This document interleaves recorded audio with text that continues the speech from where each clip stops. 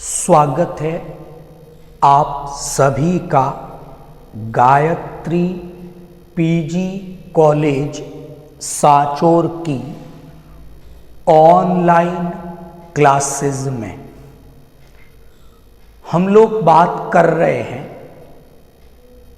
Nerve impulse के transmission की, तंत्रिका आवेग का संचरण जब विद्युतीय तरीके से इलेक्ट्रिकल मेथड से होता है और इम्पल्स आवेग तंत्रिका तंतु के एक्सॉन के एक सिरे से दूसरे सिरे तक पहुंचता है। तो हमने बात की थी उस समय 3 स्टेजेस आती हैं, polarized stage, depolarized stage, repolarized stage. कल हम लोगों ने बात की थी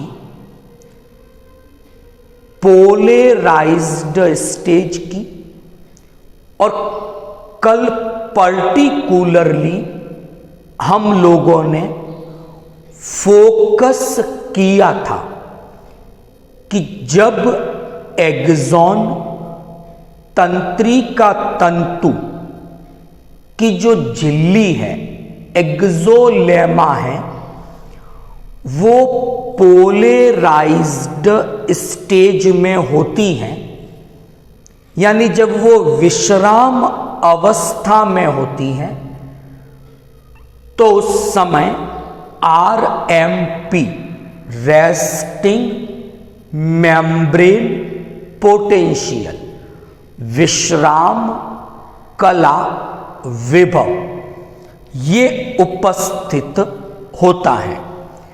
और कल हमने कैलकुलेट किया था कि जो RMP है, विश्राम कला विभव है, जिसे रेस्टिंग मेम्ब्रेन पोटेंशियल के नाम से जाना जाता है, उसकी वैल्यू जो -90 मिलीवॉल्ट इनसाइड द मेम्ब्रेन थी, वो किस प्रकार आई।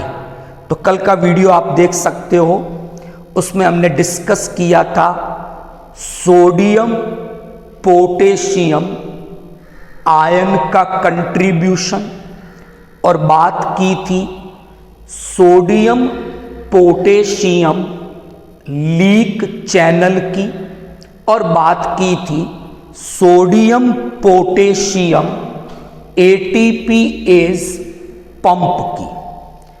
आज हम बात कर रहे हैं कि जब तंत्रिका आवेग का संचरण होता है, ट्रांसमिशन होता है, तो जो सेकंड स्टेज आती है वो है डीपोलराइजेशन स्टेज।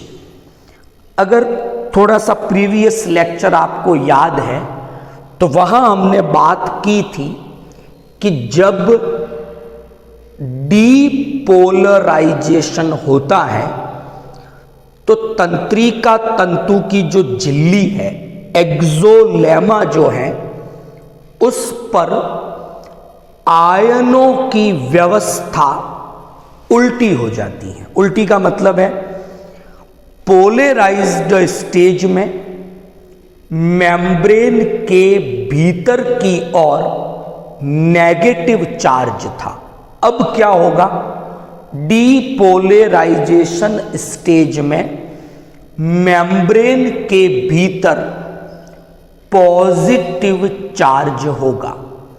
और हमने ये भी बात की थी कि जब तंत्रिका तंतु की झिल्ली डीपोलराइज्ड स्टेज में होती हैं तो जो पोटेंशियल जनरेट होता है विभव, उसे हमने नाम दिया था सक्रिय कला विभव। इसी को AMP और इंग्लिश में एक्शन मेम्ब्रेन पोटेंशियल के नाम से जाना जाता है। और AMP की वैल्यू पॉजिटिव में अप्रोक्सीमेटली बात करें, ये वैल्यू +35 से लेकर +65 मिली वोल्ट तक होती हैं।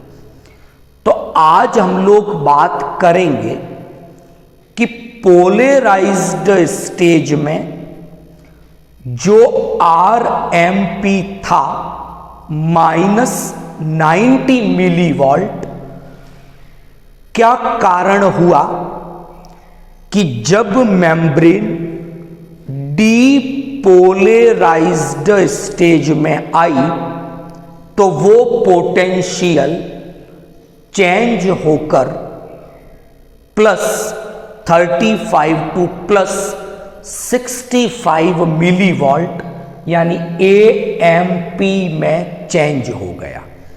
तो आज हम लोग बात करेंगे ओरिजिन ऑफ AMP, यानी जब तंत्रिका आवेग का संचरण हो रहा है तो उस समय जो सक्रिय कला विभव उत्पन्न होता है उसकी उत्पत्ति कैसे हो रही है, इस पे आज हम लोग बात करेंगे।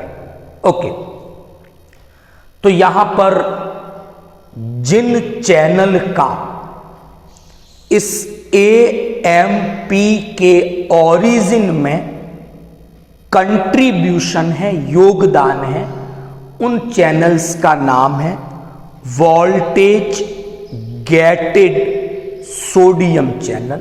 डिस्कस करते हैं, हालांकि आप लोगों ने इसके बारे में BSc फर्स्ट ईयर में पढ़ा होगा।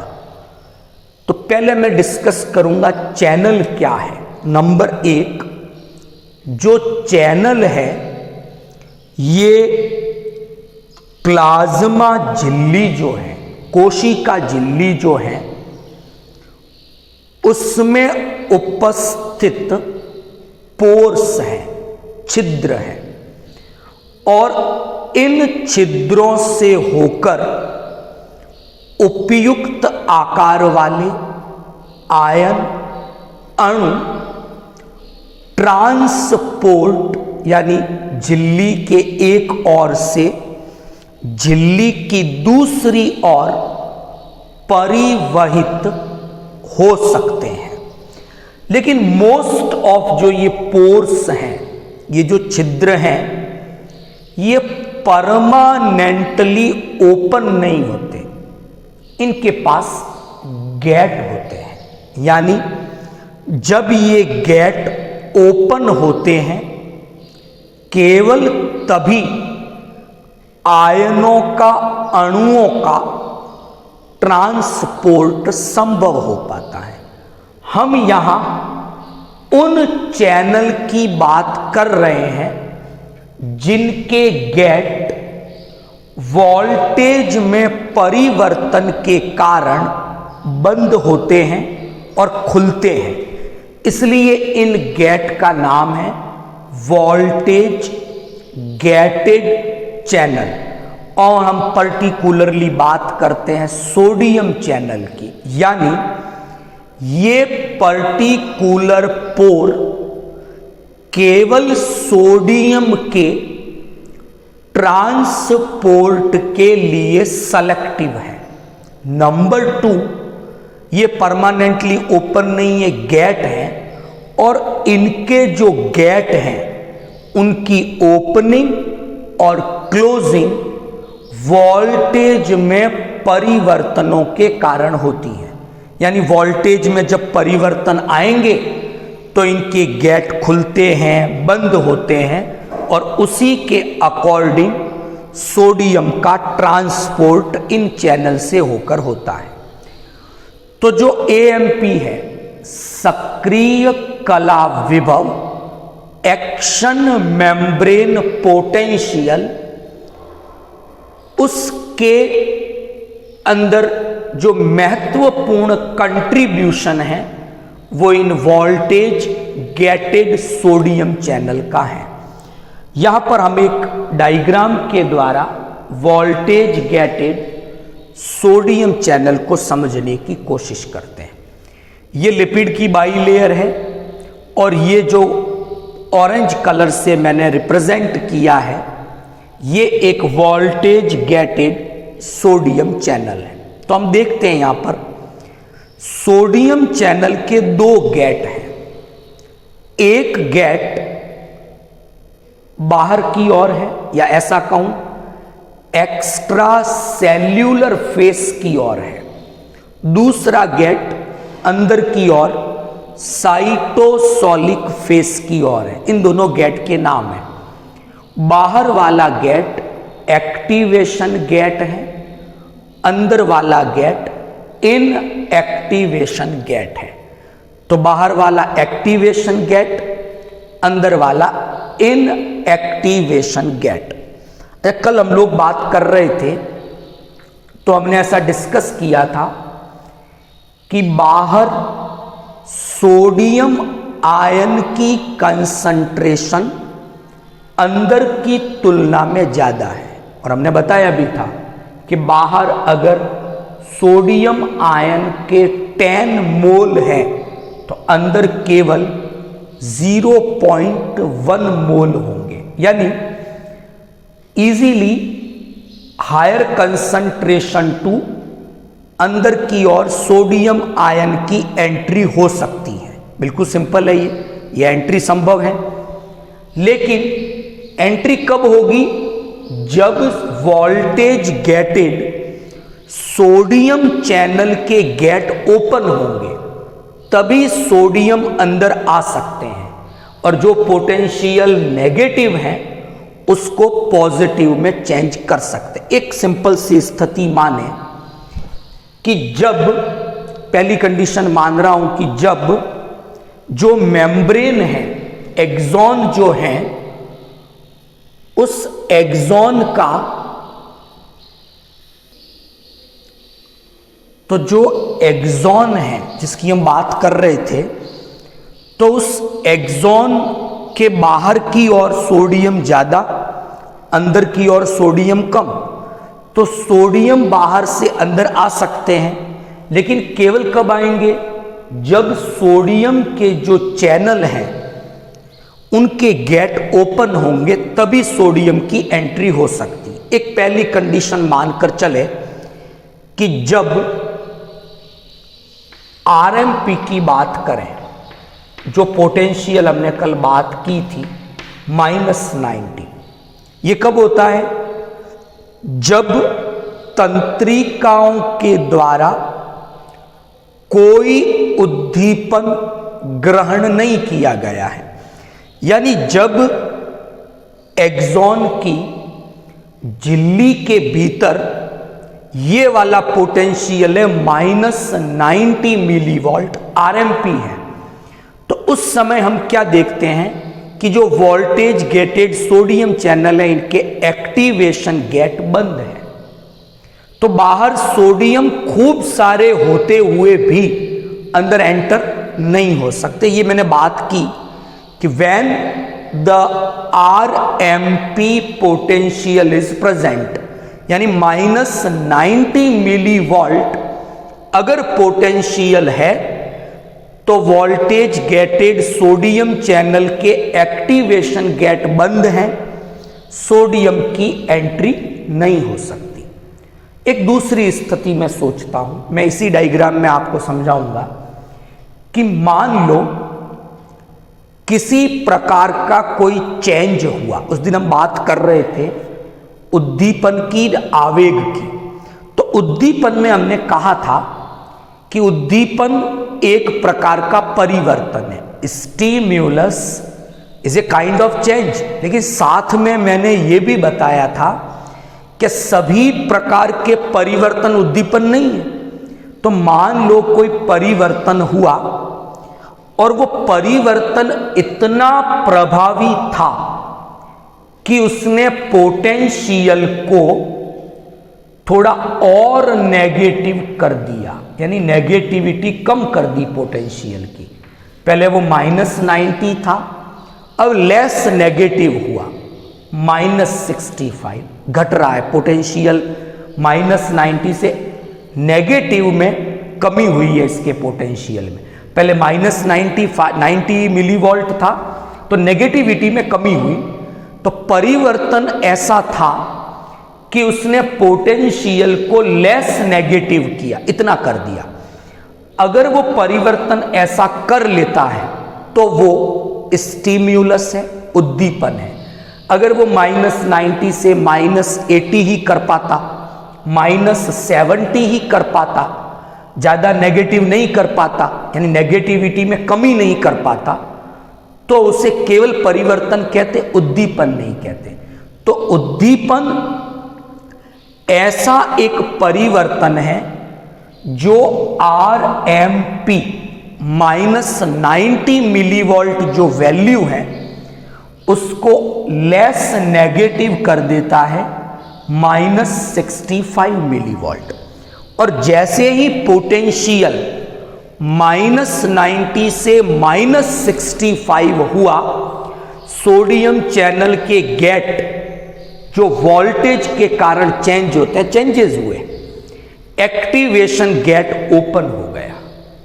जो -90 पे क्लोज था, -65 पे ओपन हो गया।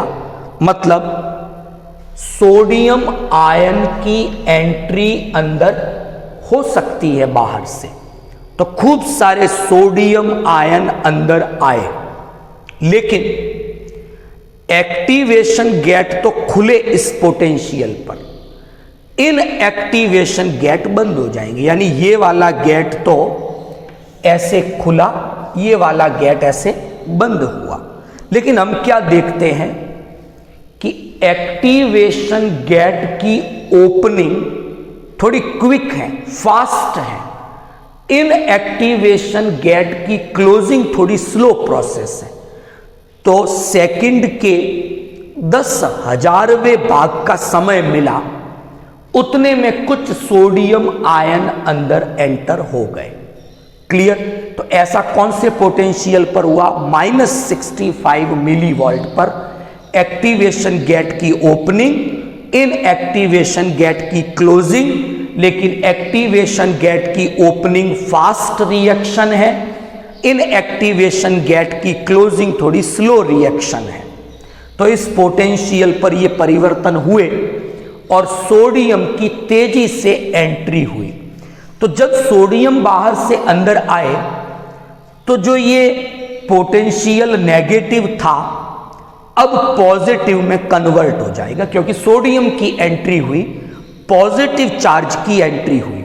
और ये पोटेंशियल अब बढ़कर +35 टू +65 मिलीवोल्ट तक पहुंच गया। इसी को हम AMP, एक्शन मेम्ब्रेन पोटेंशियल के नाम से जाना जाता है। तो आज हमने बात की तंत्रिका आवेग के संचरण के समय